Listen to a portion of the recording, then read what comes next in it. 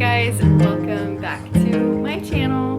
I'm filming a Q&A today. I try to do these like every few months on my channel to kind of keep, updating on things that maybe you're wondering or things that get missed in the vlogs. I also feel like it's a lot easier to go in depth over things in a Q&A versus just like a normal daily vlog. Both of my kids are napping right now. That will not last long. This is the first day of the week, this whole week, that my toddler has taken a nap, and then we are in the 4-month sleep regression with my 4-month-old. So we'll just have to see how it goes. I made myself a pumpkin latte and let's get into it. I asked questions on my community tab here and then also on my Instagram, so I'm going to be doing a bit of both. One that I did see a lot that I'll just start right off with in case you might be wondering this as well, but it says, what can we as your audience pray for you about? What have you been like needing prayer for? You seem stressed lately, yada yada yada. I got a lot of those and just like, how are you questions, and I really genuinely appreciate the fact that you guys even care or are checking on me in that way. I try to share bits and pieces in my vlogs of like what's going on in my heart and in my mind and like how I'm doing. And if I've come across stressed, it's because I have honestly been stressed. But with what has been like truly been like the core thing that has been going on, I just don't feel comfortable like putting it on the internet. And that's not because I don't want to be vulnerable or I don't want to like, open up to people. It's because it's not necessarily my thing to share. It does affect me, but it's not mine. And then I'm also still in it. Like, I prefer to share things once I've kind of, certain things, like once I've kind of made it through the other side. I don't care to share about a lot of things that I'm currently struggling with, like motherhood, sleeplessness, like whatever I'm struggling with, but there's certain things that I feel are worth protecting while walking through them, and that's just like it. But definitely, like, Austin and I have been through the ringer the last like literally the entire time that Theo has been born. It has nothing to do with having a second kid. It was circumstances outside of our control, but it's been really hard. And I have been in like some of my lowest mental spots in years, and then also some of my highest, and it's just very up and down. And like, honestly, I have so much to say about it, and I just have to be thankful because whenever I go through things like this, it just reminds me how much I need the Lord and how I have been trying to do things in my own strength and how I have not been relying on Him to sustain me. And just like when crap hits the fan, it's sad that it takes it getting there for me to like really fully rely on the Lord, but it is just a constant reminder that I cannot do things in my own strength, that there's nothing in this world that is worth anything besides Him and my relationship with Him. So yeah, that there's like been like a lot going on, but then also I would say having 2 kids is maybe a little bit more stressful, but only again because of the season of life that we are in when I had our second child. He is so easy, and I don't like saying that term. It's been really easy compared to like my first experience and just my first baby's temperament. He's a very chill baby. He's very content while he's awake, feeds really well, and sleeps a lot better. He's not like sleeping through the night, but he's sleeping really well, I would say, for a 4-month-old, at least based off of past experience. Like, not really gassy, spit uppy, none of that. So he's been like really easy in that sense. It's just more so like right when we're in like an easy season with him, we'll go through something with Belle and just like toddlerhood, and then we'll flip-flop. So like, it's just always something. But I am incredibly grateful, and like being a mom of 2 has, like, I can honestly say, been easier than I expected it to be. I've loved it more than I expected to love it. That doesn't say it doesn't come with the downsides of like mom guilt, of not giving Bellamy enough attention, not being able to play with him or stop what I'm doing to just like help him, or that it's not like a little bit more overwhelming constantly being needed by someone. But like, it really has been easier and just like more fun and enjoyable than I expected. I kind of like set my expectations really low because everyone had me scared. But that's been good. We are coming up on 1 year of living in this house, and I do feel like it's home finally. I really struggled when we first moved into this house because it wasn't like, although this house is beautiful and I love it and I love living here, I wasn't like fully wanting to move out of our last house. I really loved our last house. It was small, yes, but it was ours and it was our first home, and I put so much love into it, and it was like where I brought my first baby home. I loved our yard, I loved the location, but like in that season we needed to sell our home and we needed to move into a new one, and this is the one. And like it just took me a while to adjust because there's certain pros about this house and cons about this house compared to the last one. Like this one is larger, we have so much room to host. We're hosting house church, like so exciting. We host my family, we host friends a lot, we have room, and like there's a room for a playroom, and the boys have their own bedrooms. We had enough room for my sister-in-law to live with us for 5 or 6 months, and like that's such a blessing. We could have never done any of that at our old house. But then there's other things that I really miss. Like I miss the natural lighting in our last house. This house is very dark. I miss the yard at our last house. I miss having a garden. I miss the sun at our last house. But then like I have this beautiful fall scenery right out my window and like so many trees. So like every pro has a con, but also like it's just adjusting, you know? And we're coming up on a year, and I feel like we've done our touches that we could with the budget that we have. We haven't done any like major renovations at all. I think the craziest we've gotten is we changed some flooring, but like everything's, you know, had a little bit of a touch of me, and like I can't wait to live here longer and figure out how I want to make it feel more like us. And like who knows, we may move again. I'm not like stuck here or anything.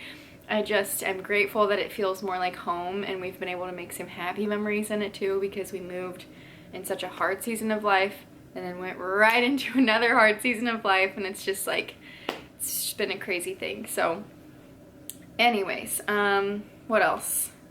Yeah, we're hosting house church. That's like a huge, awesome update. House church is basically our church's version of small group, and it's at our house, and like we're one of 14 houses or something that everybody split up in between. But like that's such a blessing, because when we moved here I prayed like that God would use it somehow for something of that sort, and it's just been like awesome for the kids to be around it and everything. And we're on, I think, like our 3rd session will be this coming week. Super excited for that. And yeah, so let's get into other questions. That's kind of like how what does your family roles look like? Like how do you guys support each other? Everyone is unique and different, but it's cool to hear what dynamic works for you. So in our last house, in our last season of life, I would say our support was pretty good. Like we were probably 50-50 with everything. Whoever didn't put the baby down to bed was cleaning up for the day, like, and whoever didn't cook dinner was cleaning the kitchen. Every night I cooked dinner, Austin would clean the kitchen, and then he would do bath and bedtime, and while he did bath and bedtime I would clean like bedroom, playroom, do laundry, things like that. So we split things really well, but I feel like that's also very doable with one child. And now that we have 2, it's like one of us usually has a kid. But so many things have changed. He has a new job. He has his own business. He works a lot more. I'm working a lot more. I have 2 kids. We have a lot going on. I would say things are not split 50-50, but we're each doing what we can, and that's fine. And so some things that work really well for us is like I put Theo down, obviously, because I'm nursing him. He puts Belle down, and then usually I get out before him and I'll clean up the kitchen and stuff. We try to just like touch base with each other, and whenever I'm feeling burnt out I kind of let him know, and I'll get to go do something by myself. Or like last night I just snuck up to my room and did a workout for 20 minutes while he watched the boys, and I like got to shower and all of that. It's like little things here and there. I think honestly whatever dynamic you have will work, but it's just like letting your partner know where you're at mostly, I feel like, and just like having frequent check-ins, like how are you doing, what can I do to help you, what has your journey to homemaking look like, have you always wanted to do it, and has your husband always been on board? I would say in the beginning when I first started staying home, which Austin was always on board with, but we both struggled in the beginning because I started staying home before we had kids. It was right before we had kids, and like I was still providing income, but not like fully, and I wasn't sure what the heck I was supposed to be doing with my time. And I think he struggled with that too, like coming home and being like, what's the deal here? Once we had kids, yeah, fully he was like 100% understanding. I felt really like I really embraced being a stay-at-home mom. I love being a stay-at-home mom, and the homemaking part for me is more like the baking, the cooking, the cleaning, the crafting, the just like taking care of business in the home. And I was not fully embracing that or interested in that until like a while after I had Bellamy. I was like, you know what? I am the keeper of my home. I'm gonna make this place cozy, inviting, happy. I have heard it said many times, like the woman is the heart of the home, and like when your heart is doing well, your whole home like feeds off of that. And so that's when I really started to get into like cooking and romanticizing my life and baking and just keeping a tidy home, not for the sake of aesthetics, but for the sake of like, this is my job. I'm gonna take care of the things that I've been blessed with. And like, I don't know, I like really went down the rabbit hole of like sourdough and cooking these fun recipes every night. My cooking skills definitely have gotten so much better since having kids, and like I would say I'm a good cook. Like I think I'm a good cook, and I think I'm a good baker. I love to cook for people. I discovered it's like definitely a huge part of my personality. I love to host, I love to feed people.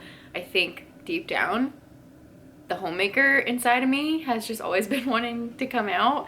I did not grow up wanting to be a stay-at-home mom. I did not grow up even really wanting to be a mom. I didn't think I wanted to be a mom. I think it wasn't until I turned like 23 that I was like warming up to the idea of pregnancy and like motherhood and all of that. Before that, I was very like career oriented. Even though I had no idea what career I wanted, I just knew I was like very driven and I wanted to do something.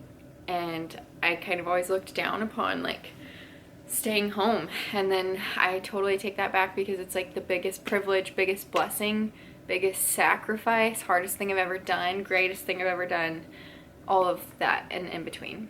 What are your best tips for home management as a mom of two? I'm really struggling with this one. Me too, okay? But I do feel as my as I've been in it longer, which I think it's just gonna ebb and flow, because the older that Theo gets, I think the more challenging things are gonna get, honestly. But I don't know if you want like the literal schedule, but like I try to do, I have a little magnetic thing on the fridge and it has a checklist of like at least 5 things to do every day to keep my house from overwhelming me. And those things are clean the kitchen before bed, clean the kitchen and the playroom and the living room, which is all like our downstairs. We don't really do much in the living room, so it's not usually that messy. Kitchen takes a while. Playroom takes like 5 minutes. Those are the places we spend the most time. Those are the places that need to be clean when I wake up the next day, for me to not be overwhelmed, for Belle to play well, and just for everything to run smoothly. So those are non-negotiables. I try to do 1 load of laundry every day. I don't fully complete that. Sometimes it's 1 load, as in I washed and dried 1 load. It doesn't always get washed, dried, folded, put away. Actually, that never happens. I usually wash, dry, dump on the ping pong table, or wash, dry, fold, and then we have like 1 day a week where I'm like, all right, everybody's got to put away laundry, but at least it's getting washed and dried. So washing and drying 1 load per day, cleaning up your main living spaces, making your bed, and then something I've really started to do is I find the way that my brain works after having children is if it is not done when I'm thinking about it, it is not going to get done. There is not really a time with kids staying home full time that I'm gonna get to come back to something. So if I'm in the bathroom peeing and I look at the sink and I'm like, that needs wiped down. Literally, I grab the spray bottle from under the sink, spray, wipe, wash my hands, leave the bathroom. It's not like, okay, I'm peeing, I'm gonna come back and clean the bathroom later. It's like whatever can get done immediately in front of me, I'm gonna do, even if I'm not gonna be able to complete the task. Like this morning, Belle was entertained for probably 10 minutes after breakfast, and I was like, okay, how much can I get done in 10 minutes? And I tried to tidy up the kitchen and like put away some stuff. So it's just using those little pockets of time instead of thinking like, I'm not gonna be able to finish this right now, so I might as well not even do it. It's like, no, you gotta use every minute you get. Having a checklist of things that are non-negotiables, that helps me a ton. And then also just like every night, I gotta do it every night. It's like there's not a night as a mom, it's like even the weekends, you're on the clock, you're in the house, you still are doing the whole thing. So it's like Friday night rolls around and I want to break so bad, and I'm like, I don't want to clean up the house after today. I try to have a perspective shift and look at it as a blessing, and I try to be like, you know what, I will have a grumpier heart in the morning, I will be more overstimulated and blah blah blah if I don't clean up. Maybe I'll set a 5-minute timer and just see what I can get done, and then usually after I start cleaning, I'll be more motivated to finish it. That's not to say there are not things that fall behind, because there are, and like when I'm doing well in one area, I'm probably not doing well in the other, and just like there's certain parts of our house that I hope no one ever looks at when they come over, because it's never, you know, clean. I got a lot of questions about budgeting. Now I'm going to be fully transparent here, you guys. Austin and I are not good at this at all. We have gone through phases where we have been good at this. I naturally am a very routine, regimented person. I love to budget. I love to watch where my money is going and have it organized. But I am not I am not our financial provider.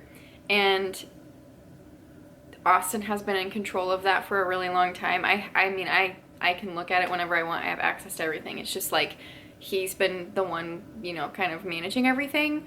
And I think we're about to flip roles, because I think it's just a season where I can do it and it will be easier. I was raised in a Christian home and we were big fans of Dave Ramsey. My dad raised us to give 10%, save 10%, live on the rest. And when I got my first job, I actually did it way backwards. I was like, I'm gonna save 80% and give like 15% and live on 5% kind of thing. Because I didn't really have bills when I was still living at home and working, and I was able to save a lot of money before we ever got married and joined bank accounts, and I was not making a lot of money. I was making like $200 a week maybe, and I was able to save a ton of money. But again, the only bills I had was like my phone bill and my car insurance at the time, so that's obviously not doable when you have like mortgage, kids to feed, blah blah blah. But like definitely, yeah, I don't know. We need to work. It's on my calendar. If I showed you my calendar, it's budget meeting month. We're gonna do a budget meeting, go over everything. Cost has changed so much this year. I don't think we can go on the same budget that we were on for the last even like 1 year ago. And so we're gonna reevaluate and try to do some things. What made you decide to start a YouTube channel, and will you ever bring back Faith Fridays? I actually grew up making YouTube videos with my sister and my cousins just for fun. Like we made, not vlogs, we made like movies and skits and stuff. Very, very interesting stuff. And I wouldn't even say I've always loved to be on camera, because I don't think that's it. I've just always loved to create. And my family is very creative, very artistic. I'm very artistic as well. I just also find so much joy in this. And yeah, it just like, I remember I had told my husband for a long time that I really wanted to do it, and he was like, just do it. And he was very supportive, and he like bought me a camera and everything, and was like super excited for me, even when no one cared. Even when I had like no subscribers, he was always so excited for me. And I didn't originally start it with any intention behind it, really, like at all. And just through God's grace and growth of my heart and me going through life and life changes, I started my channel as a fitness channel. If you've been here since then, thank you. Truly. Thank you. So much changed in my heart and my life, and I started easing into Bible studies, and that was not a thing on YouTube at the time, which I think is why they did so well. I think people were looking for Bible studies and being like, there aren't any, and I was posting them. But it wasn't this thing where I was like, no one posts Bible studies, I should try to do it. It was like I had been praying about how I could do something in my life, use something that I was doing to honor God, and he was like, what if you posted Bible studies? And so I did that, and they did really well and brought so much growth to my channel and to my life, and added to my life in so many ways, and I absolutely loved that season of life, and it was very genuine.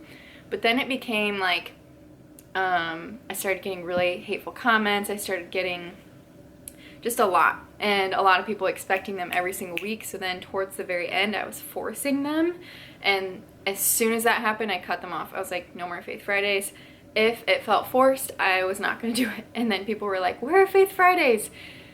And guys, that is just not something I will ever do. I will never force a Bible study for the sake of like consistency of posting every week, or like people asking me to do it, because it's just not something to take lightly if it's not genuine to my heart. If I'm not spending that time in the Word every day, studying, spending time with the Lord out of a place of love and genuine like obedience and desire, there is no point in me filming a video and uploading it. I just didn't want to do that. I didn't want to force it. And it also, my season of life just changed, and I felt like a heart change to be like, okay, now let's show people how real life is and how to incorporate the Lord and my walk with Him into my real life. And that's kind of what I feel like I've been doing recently, just trying to share like what it looks like to walk with the Lord. I am not perfect at it. I wouldn't even say I'm good at it. I would say I am learning as I go. I'm trying to learn how to walk with Him and abide in Him, and I need so much grace and so much patience from the Lord, and He's given that to me. But to be the way that I want to be, and the follower that I want to be, and the Christian that I want to be, but like, yeah. So I've gone through many phases in my channel, and like that's why I feel like I have a lot of subscribers that don't even watch anymore, because I'm not posting the content that maybe they originally came for. But like, it's something that I always want to follow my heart and my spiritual tug on what I'm posting and things like that. But it does provide a little bit of an income for my family. It gives me an outlet, gives me something to do that I like to do, and it's given me a huge sense of community through you guys. And so if you're thinking about starting a channel, just know people are gonna say stuff. Some of it will be nice, some of it won't be. That's just what it is. And two, like, just let it be what it is. Don't get too stuck on any certain way that you want to film videos or certain category. Just like do what you like, and I think that good things will come from it. Okay, I have to answer this one.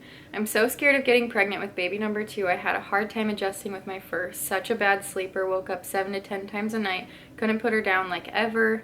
Now that it's getting easier, I still nurse a lot. She needs a lot of mama time, but it's not as easy as I thought it would be at this point. Any advice or thoughts? This is exactly my life. I nursed Bellamy up until he was 2 years old. He never took a bottle. He was very much me all the time, glued to me. I had to sleep like with my nose to his nose. He had to feel my breath on his face. Like, if you want to hear about a Velcro baby, it was him. Never has gone into any sort of childcare, does not have any interest in childcare, not even like church nursery. Very reserved, very just like, you know, needed me, and that's okay, and that's healthy. But the sleep was horrible. He slept, it just got worse every month, honestly. We're at one point up like 12 times a night, and it was breaking me down, and I just would constantly be praying like, I cannot do this anymore. I don't know what to do. And then the night I had Theo, he slept through the night. And then he's like pretty much been sleeping through the night ever since, for the most part. He's having like a couple weird weeks here and there where he'll wake up once or twice, but it's like we have to give him his pass here, go in and like give him a drink of water or massage his legs or something. But like, we're here. It happens. I promise things get better. And honestly, even if they don't, you will figure it out. And like, I was so worried about having my second. I was up all night, every night of my pregnancy with my second baby, and never got any sleep. Even up to the day I gave birth, I was still up all night with my toddler. And here I am doing it, and it's just fine. And like, God honestly just gives moms the strength to do what you think you can't do. How has your Bible reading changed since having 2 children? I honestly feel like I read my Bible more now. Any pocket of time that I can find, I try to get my Bible out, or I try to pray. And it's been a lot easier to get up before the boys to read my Bible this time around, because I feel like I need it so much more. I know if I don't get up and spend time with God, I'm going to be overstimulated, I'm going to be grumpy, I'm just not going to be a great mom for the day. And so I feel like I value it so much more now as well, because my time is so limited. But It's definitely like different. I don't get to sit for an hour and like do my bullet journaling and highlighting and like doodling and all of that. It's like I read maybe 10 verses over and over and over and over and over again. And like yesterday, I just kept saying this one verse that I read out loud over and over and over till I memorized it. Psalm 61, you guys can check me. Psalm 61, 2 and 3, I think. But it says, from the ends of the earth I cry out to you, God, when my heart is faint. Lead me to the rock that is higher than I, for you have been my refuge and a strong tower against the enemy. Check me and see if I did okay on that. I'm trying to get better at memorizing scripture because that's another thing I'm realizing with having 2 kids. I need to have that scripture on deck. It needs to be up here. I need to be able to pull it out like this and remember it in the moments where I'm like, I'm gonna lose it. Someone asked, how do you discipline your kids? Do you spank your kids? And what are biblical alternatives to spanking? I am not the perfect person to ask this because I don't really know yet. I don't know. I'm just praying for discernment as we go. I feel like I've listened to a lot of podcasts, done a lot of reading, read the Bible, and I still don't know. I feel like it's different for every kid. We do not currently spank. I don't know if that means we never will. I have no idea. I was spanked as a child. I just don't know. I think it's temperament. I think I need to read more about it. I think I need to learn more about it. I think I need to pray more about it. But I do know that disciplining your children is never going to be like, this is the way that works for us and it'll work their whole life. I think it's like, this is what's working in this season with what they're struggling with. But yeah, disciplining, I'm just not sure. I have no idea what we're doing. I just know that we're going to do what feels best in our spirits and is best based on the child. We do very firm, kind, but firm boundaries. We don't say things that we don't mean. We're not going to say like, if you do this, this will happen, and then not follow through. We follow through. And I think we're just now getting into the phase of parenting where discipline is like really hard to figure out. What is the personal conviction in terms of hiding your baby's faces? So I didn't like really ever come out and address this super like specifically. Basically, it was kind of decided on a whim, but I had been feeling it for a while that I just wasn't super comfortable, which I never feel like I've blasted my kids on social media, like camera in their face. I just would post pictures here and there with them, share them on my stories, and sometimes include like cute clips in the vlog, but it was never like, here's exactly what Bella's doing at this age developmentally and everything about him. And I just have never really resonated with that kind of content. But even just showing them, I had learned quite a bit in the recent months about what people can do with faces on the internet and videos and pictures on the internet and just like internet safety. Even sometimes sharing myself, it feels different. But yeah, I just had been praying about it and I was like, you know what? There's no reason that I need to be sharing them. I can share them with close friends, but there's really no other reason that I need to be. So I still like to show my life with them, but I don't like to just specifically show them.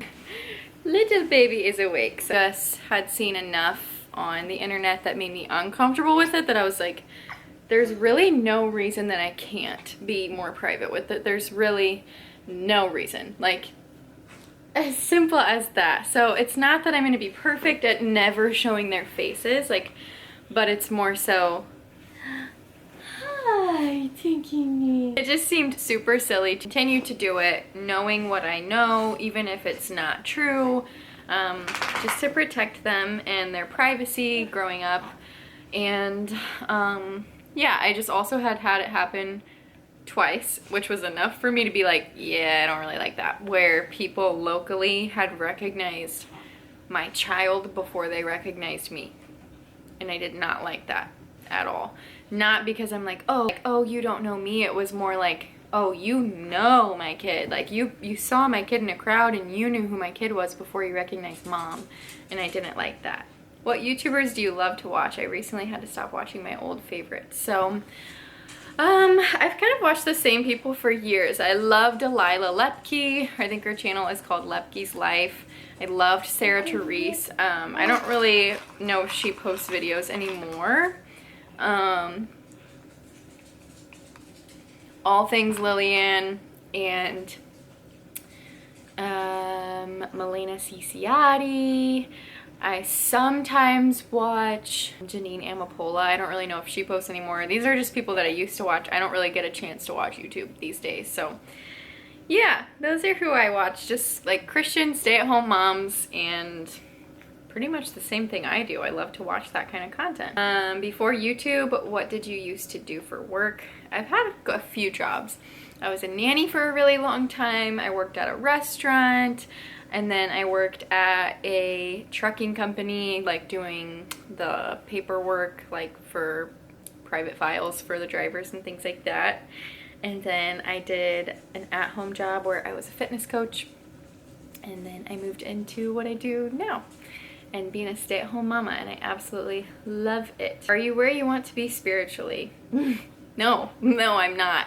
But I feel like I'm in a good place to get somewhere because I feel like my heart is very pliable right now. It feels very soft like clay. It feels like I'm ready for God to do whatever he wants to do with it. I have been broken down so much in the last honestly the last year. My heart has just been broken down to bare bones and like stripped thin to where it's like, okay, let's start rebuilding and let's do it with the Lord. And I'm really excited about that. I don't think I'll ever be where I want to be spiritually. Sorry, I have the cutest distraction on my lap. I don't think I'll ever like arrive to where I want to be spiritually, but I do think that just being open and willing to change is crucial. How do you combat jealousy of other people having the things that you want?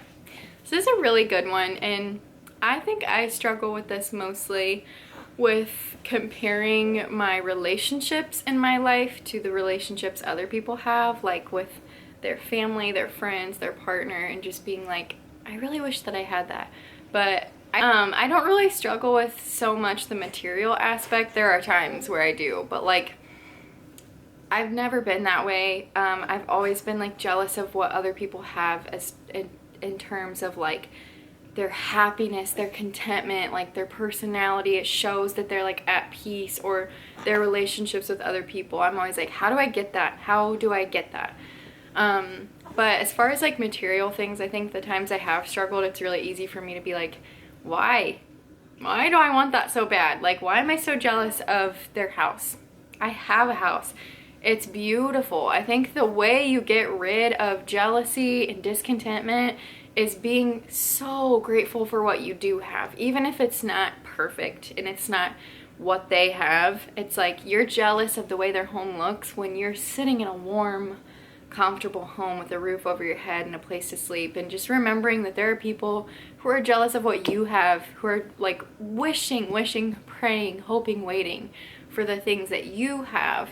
And just like that perspective shift helps so much, because there are times where I'm like, man, to be in my early 20s again, like in like looking forward to getting married and all of that, but then I'm like, no, like the people who are in that season are probably looking at me like, man, I can't wait to be a stay-at-home mom and have my 2 kids and my husband. Like, we're all always thinking the grass is greener on the other side, and the only way you can get rid of that is with gratefulness and thankfulness to God to what you have in front of you, because you're gonna miss it. You're gonna miss what's right in front of you, and just be thankful, especially when it's not perfect, especially when it's not great. Those are the times where gratitude is absolutely necessary.